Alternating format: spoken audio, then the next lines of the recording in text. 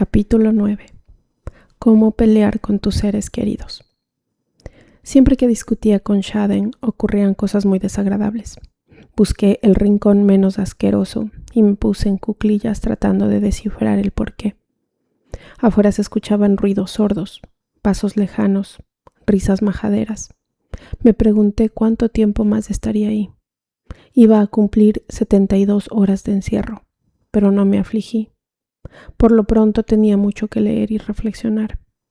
La libreta decía: cuando hay testigos de la disputa, el ego crece, el orgullo se hincha.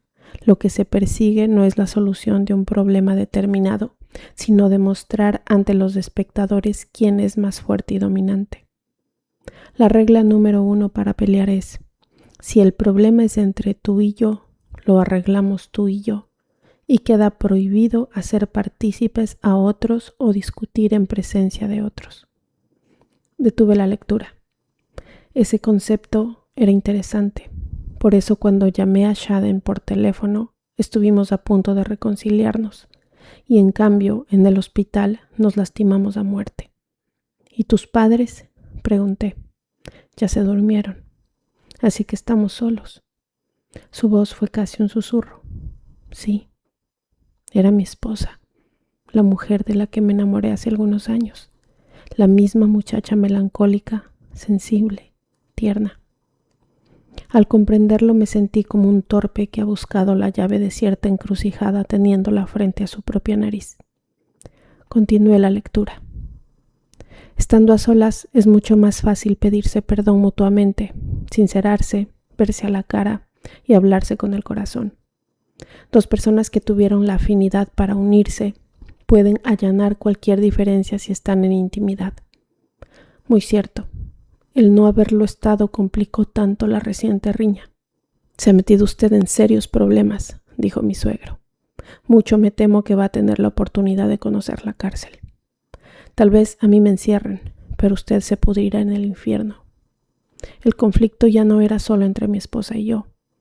¿Qué le has dicho a mi papá, Y comenzamos a atacarnos mutuamente con la única intención de ganar, más que de llegar a ningún acuerdo. Y todo porque había gente observándonos. Ya basta, estamos en un hospital. Usted no se meta. Papá, hazme un favor. En el coche traigo un portafolios. Bájalo. Necesito que firmemos de una vez por todas los convenios del divorcio. El altercado fue estúpido y llegó a extremos inusitados, quizá por tanta gente implicada. Mi entusiasmo disminuyó un poco al recordar que en la casa, cuando cometí la brutalidad de golpear a Shaden, Dan estaba dormido y nadie nos veía. Un momento, me puse de pie de un salto tratando de pescar la volátil idea como quien intenta atrapar un zancudo. Los padres de ella también se hallaban ahí, mentalmente. Mira, David, he hablado mucho con otras personas y todos están de acuerdo en que no puedo permitir que me sigas tratando así.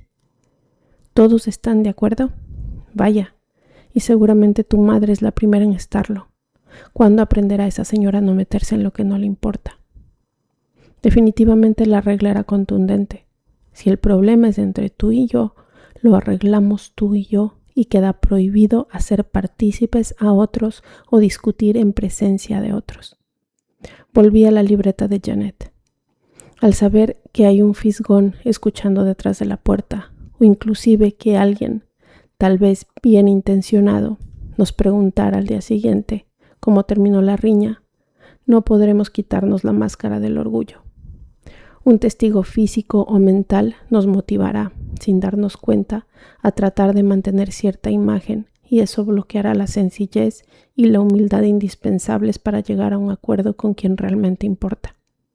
Algunos psicólogos aseguran que los 3 principales factores que causan la desintegración conyugal son el alcohol, la infidelidad y la intervención de los familiares políticos. Hice una pausa. La intervención de los familiares, con todo su amor y buenas intenciones. Increíble. Seguí leyendo. Segunda regla para pelear. El cariño y la lealtad son conceptos no negociables. Por lo tanto, queda terminantemente prohibido proferir amenazas terminales. En toda relación humana que se pretenda duradera, debe haber algo intocable, algo que no puede por ningún motivo entrar a la mesa de discusión. El amor, el cariño. La pareja podrá negociar cualquier cosa, pelear encarnizadamente por resolver las diferencias, pero siempre protegiendo bajo una campana de acero blindado el concepto de su amor. Este no se perjudicará con los resultados. Amenazas como si no cambias me largo, o te advierto que si no accedes nos divorciaremos, o lo que dijiste acaba de matar mi cariño por ti, ocasionan que la discusión balade y se torne peligrosamente terminal. Vaya, me dije, por lo visto mi esposa y yo infringimos todas las reglas. Te advierto que si salgo por la puerta ahora no me volverás a ver. Debo decirte que si las cosas no cambian vas a perderlo todo. ¿Estás amenazándome? Solo quiero hacerte saber que ya no estoy dispuesta a vivir con alguien que me ignora, así que he comenzado a ver abogados. Me froté la cara contrariado. Muchas frases del zipizape habían estado cargadas de desafío. Aguanté la respiración unos segundos. Shaden me amenazó con iniciar los trámites para el divorcio, y cumplió. Yo la amenacé con largarme y llevarme a mi hijo, y cumplí. ¿Y todo por qué? La pelea pudo haberse cerrado solo en que yo me comunicara mejor con ella y en que ella tuviera más cuidado con la administración de los medicamentos de Adán. Eso hubiera sido suficiente. Volví a la libreta y leí la tercera regla. Queda prohibido tener actitudes extremas. Si la persona pierde el control, deberá alejarse, pero nunca realizar escenas que la hagan poco confiable para siempre. Cuando a Einstein le preguntaron si existía algún arma para combatir la mortífera bomba atómica, él contestó que sí, que había una muy poderosa e infalible: la paz. Todos los seres humanos poseemos un arsenal de alto calibre que por ningún motivo debe usarse con nuestros seres queridos. Esas armas son gritar, golpear, insultar, romper cosas, maldecir, injuriar a los familiares del otro, azotar puertas, empujar, arrojar objetos, irse de la casa, emborracharse, cometer adulterio, etc. Estos recursos hieren y hacen perder la visión de lo que se discute. Las partes se concentran en devolver sus lanzas con el único fin de lastimar al contrincante. Las actitudes extremas son como un veneno que daña la relación para siempre, pues aunque después de la lid las personas se reconcilien, el familiar o amigo agredido con ese armamento pesado ya no podrá volver a tener la misma confianza en el otro, ni podrá verlo, aunque quiera, con los mismos ojos de antes. Siempre existirá en él el temor de un desacuerdo futuro y la sospecha de que su compañero reaccione de la misma forma. Sonreí tristemente. Esa lectura me demostraba lo estúpido, irreflexivo y fantoche que yo había sido siempre. En realidad, nunca tuve razones asequibles para haber golpeado a Shaden ni para romper la ventana o las figurillas. Lo hice únicamente por el gusto de hacerle daño, en respuesta a ciertas frases que ella usó antes para hacerme daño a mí. Eres un puerco, como marido dejas mucho que desear. Cállate, infeliz. Nunca has madurado, te crees muy listo, pero la verdad es que eres un cobarde que se escuda en el trabajo para... Volví a la libreta. Cuarta regla. Se debe discutir una sola cosa a la vez. Al enfadarse se pondrá sobre la mesa de combate solamente el asunto que haya causado la emoción negativa. Cuando no se sabe pelear, es muy común comenzar reclamando un tema A y terminar disputando uno Z, totalmente diferente.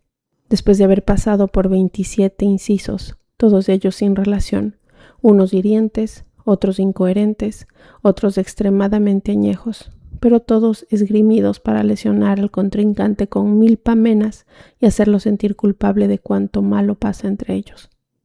Una discusión así no tiene ni pies ni cabeza.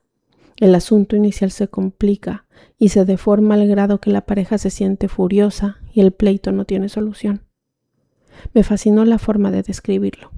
Reclamar un asunto A y terminar disputando uno Z después de pasar por todo el alfabeto.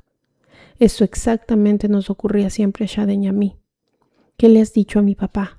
¿Fue a acusarme el señorito? Malvado, ¿Por qué te has propuesto destruir mi vida? Fuiste tú la de la idea del divorcio. ¿Querías que estuviera soportando de por vida tu hermetismo y tu violencia?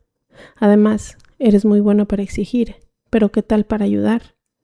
Por si no te diste cuenta, mi hermetismo se debe a la carga de problemas. Te centras en el dinero, pero ¿qué hay de la forma de tratarnos? ¿Y cómo quieres que trate una mujer que siempre está quejándose y poniendo a todos de mal humor? ¿Para decir eso querías desayunar conmigo mañana? No, quería preguntarte sobre tu amante. ¿Piensas casarte con él? Eres un idiota, y tú una prostituta. ¿Cuál hubiera sido la solución a un altercado de tal jaez? Me pregunté. ¿Que yo le pidiera disculpas a su padre? ¿Que le prometiera no volver a ser violento?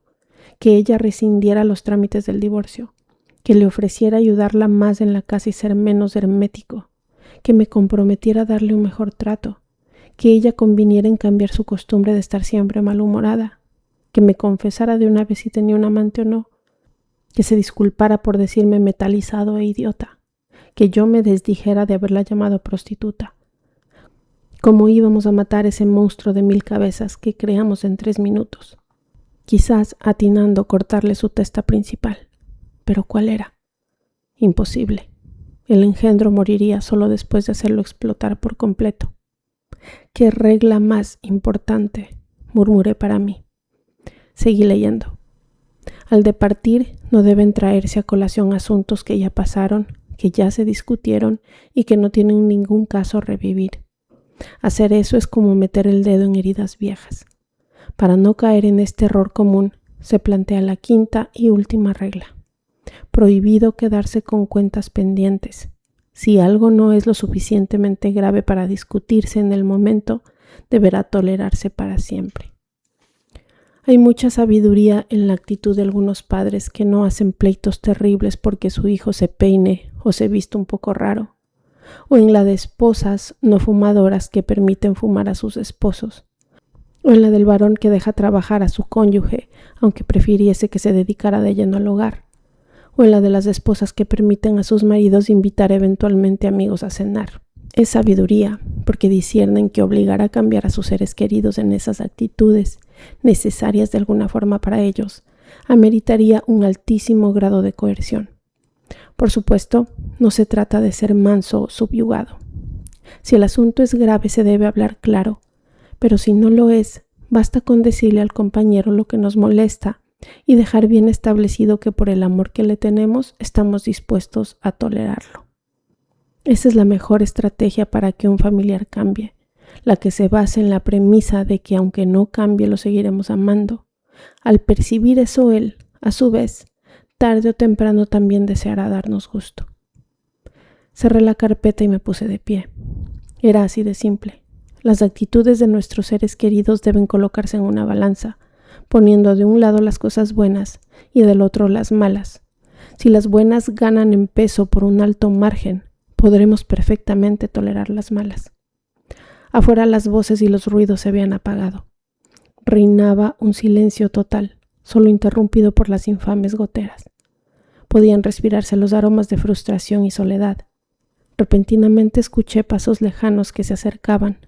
Un guardia uniformado llegó a mi celda. Inmediatamente introdujo su llave en la cerradura y abrió la puerta. ¿David Arias?, preguntó con voz militarizada. Sí. Acompáñame, por favor. Capítulo 10. ¿Existe la pareja ideal? Después de atravesar el pasillo, llegamos a una salita alfombrada con un escritorio viejo. El abogado de la empresa me esperaba ahí. Le tengo una buena noticia, dijo en cuanto me paré frente suyo. Algunos de los ilícitos que cometió se perseguirán de oficio, pero otros, los más graves, no. ¿Qué quiere decir? Me comuniqué con su esposa hace unas horas. Accedió a comer conmigo. Me sinceré con ella. Le planteé la gravedad de su situación legal.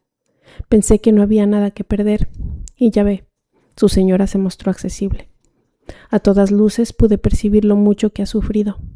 Tal vez no lo crea, pero aceptó levantar los cargos en su contra. Me quedé impávido, con los ojos muy abiertos. Dios mío, qué tremenda bofetada con guante blanco. Como era de esperarse, el monto de la fianza bajó automáticamente. El doctor Antonio Vallés me dio instrucciones de pagarla y me pidió que le dijera que mañana a primera hora debe usted presentarse en su oficina. El abogado se puso de pie. Yo di las gracias y bajé la cabeza para no dejar ver mis lágrimas. Aún tendrá que esperar un rato en esta sala mientras termino de arreglar los papeles. Cuando el licenciado salió y me quedé solo, puse el viejo cuaderno sobre la mesa y escribí. Lo hice con tanta fuerza que en algunas partes casi traspasé la hoja con la punta del bolígrafo. A partir de hoy estoy decidido a hacerme una firme promesa. Ignoro lo que será de mí en el futuro, pero definitivamente no voy a darme el lujo de seguir destruyéndome. Estoy hastiado de mí mismo, harto de tomarme las ofensas tan en serio. Todas las personas tienen sus puntos de vista y sus razones válidas para hacer lo que hacen.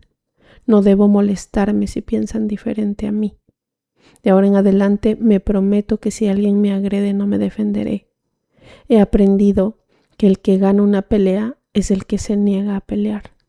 Si me insultan, no voy a dejar que el insulto penetre mi corazón. Solo yo tengo la llave para abrirlo. Voy a impedir que en él entre basura. Si todo lo que me dicen otros lo considero cierto y lo hago mío, volveré a caer en la trampa de perder el control. Me prometo que la próxima vez que sienta ira, lo primero que haré será buscar la soledad.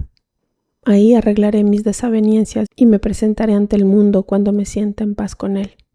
Esto no es un juego, es una promesa que, por el bien de mi vida y de mis seres queridos, no voy a permitirme romper. Levanté la pluma del papel y observé el texto. No se requería haber estudiado grafología para identificar en los rasgos firmes, grandes e inclinados un estado de ánimo vehemente. Sin querer recordé a Daniel. De qué manera me remordí el no haberle dado paz en su corta edad. Desde muy pequeño me había escuchado gritar, exigir, maldecir. Reviví mentalmente la forma en que me observó cuando le describí su nacimiento. Hasta entonces me di cuenta de lo sensible que era. ¿Cómo se encontraría ahora? No pude evitar angustiarme al rememorar la escena en la que lo hallé tirado en el piso junto al tarro de crema hecho añicos. Volví a tomar la pluma para escribirle. Un texto de Livingston Lamed llamado Papá olvida se instaló en mi pensamiento en cuanto comencé a escribir. Al redactar evoqué un día en que lo regañé injustamente y no tuve el valor de disculparme. Continué sin que me importara mezclar mis ideas con las de Lamed y transcribí una nueva versión del poema en la misma hoja en la que había plasmado mi juramento. Daniel, hace un par de años me diste una lección que apenas hoy he comprendido. Tuve que estar en la cárcel para captar la magnitud del mensaje que me enviaste. Era una mañana como cualquier otra. Yo, como siempre, me hallaba de mal humor. Te regañé porque te estabas tardando demasiado en desayunar. Te grité porque no parabas de jugar con los cubiertos y te reprendí porque masticabas con la boca abierta. Comenzaste a refunfuñar y entonces derramaste la leche sobre tu ropa. Furioso, te levanté de los cabellos y te empujé violentamente para que fueses a cambiarte de inmediato. Camino a la escuela no hablaste. Sentado en el asiento del coche, llevabas la mirada perdida. Te despediste de mí tímidamente y yo solo te advertí que no hicieras travesuras. Por la tarde, cuando regresé a casa después de un día de mucho trabajo, te encontré jugando en el jardín. Llevabas puesto un pantalón nuevo y estabas sucio y mojado. Frente a tus amiguitos te dije que debías cuidar la ropa y los zapatos, que parecía no interesarte el sacrificio de tus padres para vestirte. Te hice entrar a la casa para que cambiaras de ropas y mientras marchabas delante de mí, te indiqué que caminaras erguido. Más tarde continuaste haciendo ruido y corriendo por toda la casa. A la hora de cenar, arrojé la servilleta sobre la mesa y me puse de pie furioso porque tú no parabas de jugar. Dije que no soportaba más ese escándalo y subí a mi estudio. Al poco rato, mi ira comenzó a apagarse. Me di cuenta de que había exagerado mi postura y tuve el deseo de bajar a buscarte para darte una caricia, pero no pude. ¿Cómo podía un padre, después de hacer su teatro de indignación, mostrarse sumiso y arrepentido? Luego escuché unos leves golpecitos en la puerta. Adelante, dije adivinando que eras tú. Abriste muy despacio y te detuviste indeciso en el umbral de la habitación.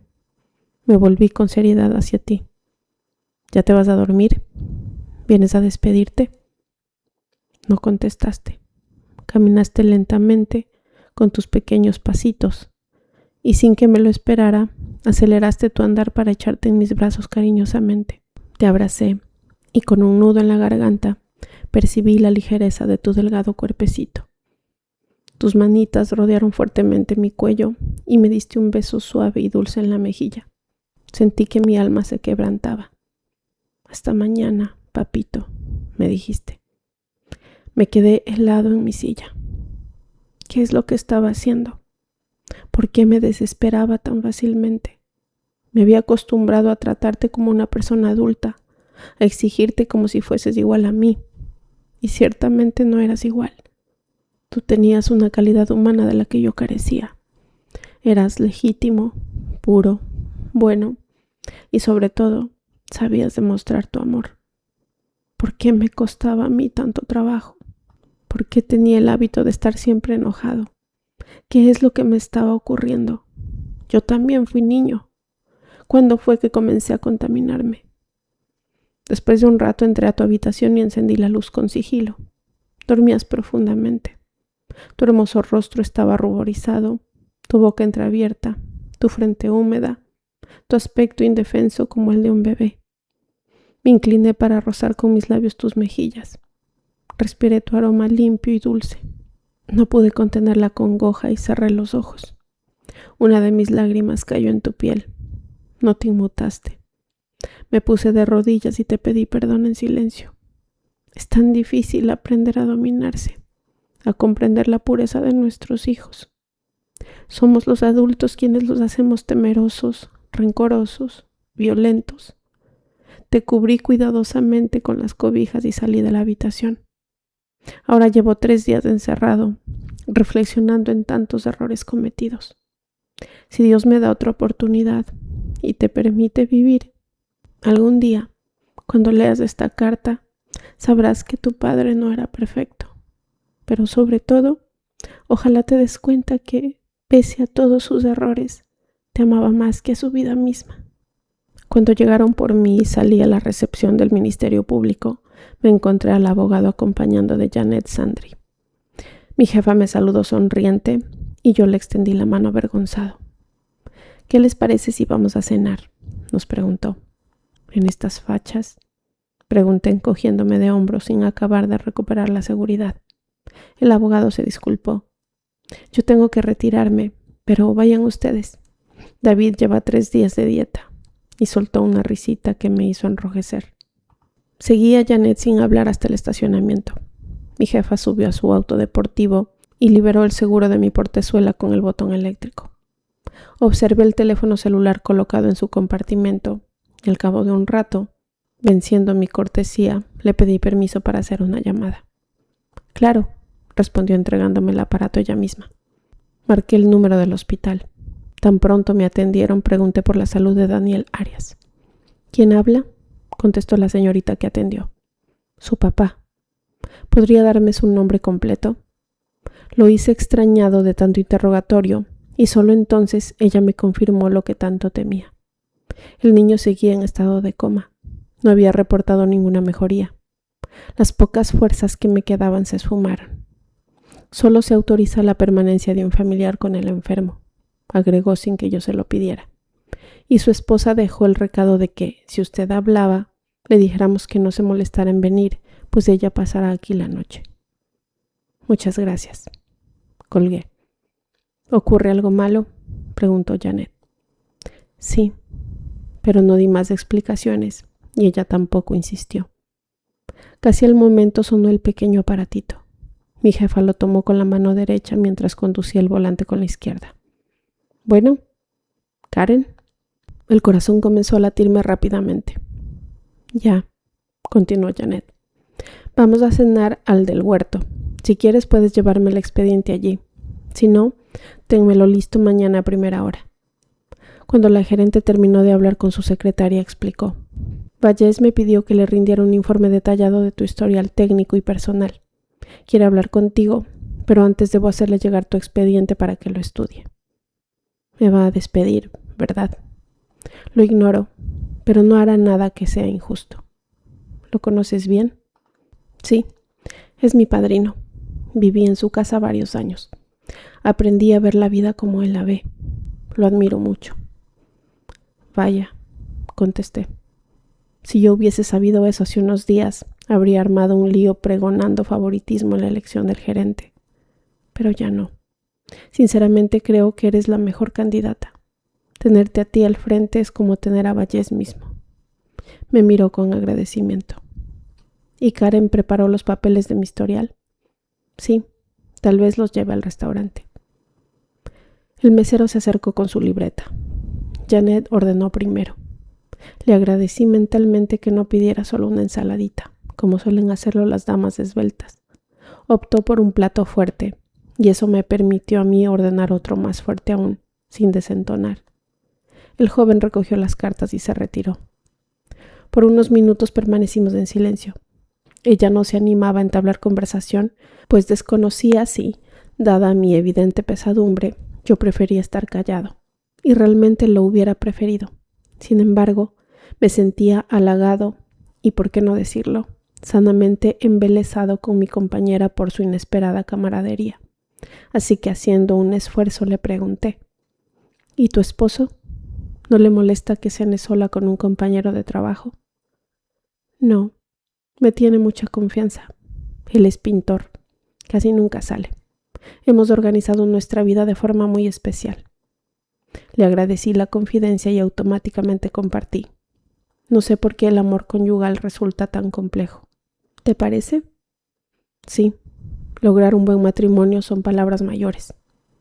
Tal vez tengas razón, pero en tu caso las cosas van mal desde hace tiempo, ¿no es así? Hemos tenido etapas muy bellas, confesé. La dificultad para gestar un hijo, los 2 abortos y el embarazo de alto riesgo nos unieron tremendamente, pero fueron cosas externas. Lo nuestro, supongo, se armó mal desde el principio. Ambos pudimos haber escogido compañeros más afines. Creo que eso también tiene mucho que ver para que el matrimonio sobreviva. Janet me observó sin poder reprimir un claro mohín de desacuerdo. Traté de explicarme mejor y defenderme ante su evidente disconformidad.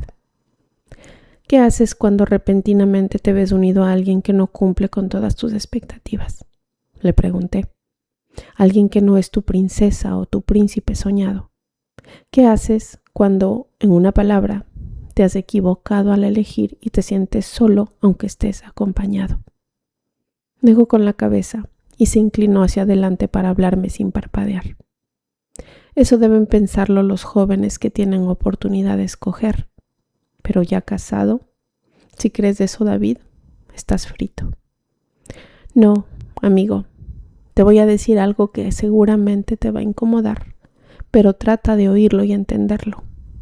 Todos, al elegir pareja en primera instancia, nos equivocamos. Algunos más que otros, por supuesto. Nadie se casa con su alma gemela porque, para que eso pudiese ocurrir, tendríamos que materializar esa imagen ideal de nosotros mismos que llevamos dentro y convertirla en humana. A veces nos enamoramos perdidamente de alguien y creemos que es nuestra pareja ideal, pero realmente solo estamos poniendo en él o en ella los atributos del sueño que hemos creado. Cuando conoces bien a esa persona te das cuenta que no era, y ella también se da cuenta que tú no eras. Ahora, quiero que tengas mucho cuidado con esto. Seguir basando tus juicios en el romanticismo pueril e idealista cuando ya estás casado es una terrible falta de madurez. Ver a tu pareja con molestia y darte de golpes porque te casaste con ella y no con otra es firmar tu sentencia de muerte. No se trata de quién está conviviendo con quién, sino de cómo lo están haciendo. El mesero nos interrumpió colocando frente a nosotros las viandas. Me olvidé un poco de filosofías para comer de inmediato. Janet, aunque con menos diligencia, me imitó. Cuando mi voracidad comenzó a disminuir, transformándose en un apetito regular, cuestioné: ¿quieres decir que la media naranja o el otro yo no existe? ¿Que podemos aprender a querer a la fuerza a un ser humano incompatible con simple cálculo racional? No estoy de acuerdo. Lo siento, se encogió de hombros. Tienes derecho en aferrarte a tus psicosis adolescentes, pero esa cosa esplendorosa que llaman amor, ese sentimiento de poetas que te hace necesitar imperativa y locamente un alma gemela para vivir, esa sed de una belleza de porcelana que tu espíritu sensiblero y pasional persigue anhelante, efectivamente no existe. Compréndelo, es mentira. Se detuvo para dar más contundencia a su afirmación. Por mi parte le escuchaba incrédulo, con los ojos muy abiertos. Erich Fromm escribió: el amor no es una víctima de mis emociones sin control, sino un siervo de mi voluntad controlada. El amor real no es una teoría que pueda expresarse en baladas románticas, David. No se aprende con suspiros o poesías, porque el amor no es un simple sentimiento. El amor es una decisión. No sirve de nada proclamarlo con llantos enfermizos ni con vehementes te amo. El amor verdadero es acción. La Biblia dice que nuestro amor no sean solo palabras. Amémonos de verdad y demostrémoslo con hechos. ¿Cómo se parecían esos conceptos a los expresados por el señor Vallés cuando me explicó que en la vida solo hay excusas o resultados? No cabía duda. Ella era una muy buena ahijada, y se veía claro que, de acuerdo al adagio, la alumna comenzaba a superar al maestro. Si amas a tu pareja, a tus padres o a tus hijos, continuó mi jefa, ¿por qué tienes una comunicación tan precaria con ellos? ¿Por qué les reprochas sus errores? ¿Por qué no eres capaz de perdonarlos? ¿Por qué hablas mal de ellos? ¿Por qué eres tan resentido y delicado? Muchos románticos empedernidos podrán defenderse diciendo: mis familiares tienen la culpa pues no corresponden a lo que yo algún día soñé que ellos deberían ser. ¡Qué estupidez y irresponsabilidad tan grande! ¿No te parece? Si así piensas, David, el que tiene la culpa eres tú. Es falso que entre dos personas se pierda el sentimiento del amor. Lo que se pierde realmente son las actitudes, los hechos, los detalles. Años atrás nos enamoramos por los detalles tangibles, no por los suspiros. Si quieres que Cupido vuelva a flechar tu corazón, te vas a quedar fostilizado. Cupido es un monstruo mitológico. Los enajenantes efectos de un enamoramiento solo se sienten frente a una persona desconocida. Pero espera conocerla y ellos se esfumarán. Ser adolescente y creer en el príncipe o la princesa de tus sueños resulta hermoso, pero ser una persona casada y seguir creyéndolo es negligente, majadero y necio. En un matrimonio no basta con ser trovador y cantar elegías. Hay que hacer crecer al verdadero amor de la única forma en que éste puede crecer, con el servicio, ayudando a tu pareja en sus tareas, cuidándola cariñosa y afanosamente durante sus enfermedades, estando a su lado en los momentos de crisis, apoyándola en las buenas y en las malas, abrazándola en silencio cuando hay problemas. Observé a Janet con admiración y respeto. Era innegable que ella era la autora de la nueva filosofía que adoptó la empresa. Di un sorbo a mi bebida. Luego, haciendo el vaso con ambas manos, me quedé con la mirada perdida. Vaya semanita de regaños y enmiendas. Regresé la vista a mi plato y traté de seguir comiendo, pero repentinamente me di cuenta que había perdido el apetito.